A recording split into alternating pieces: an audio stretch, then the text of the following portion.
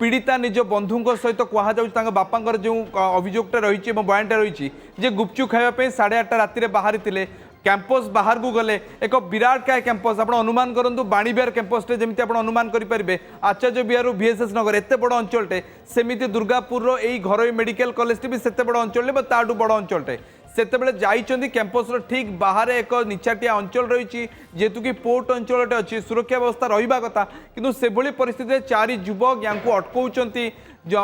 पुरुष बंधु को बाड़ौंट एवं पैसा मागुंट ये एक बड़ क्रिमिनोलोजी हो जाए दुर्गा माधव एपरी भाव में देशर विभिन्न कोण अनुकोण में एमती घटना घटुची युवक युवती को जो देखले से किसी दुर्बृत्त पुरुष बंधु को पिटती और ये घटना गोपालपुर में सामान घटना घटता ये 4 ରୁ 5 हज़ार टंका मागी जेहेतु ऑनलाइन ट्रांजेक्शन नाला कैश नाला कहगला से नहीं आना जाऊ एवं युवती को से बंधक रखिले परवर्ती समय सहित जघन्य कांड भिआइले पुरुष बंधु पहुँचवा पर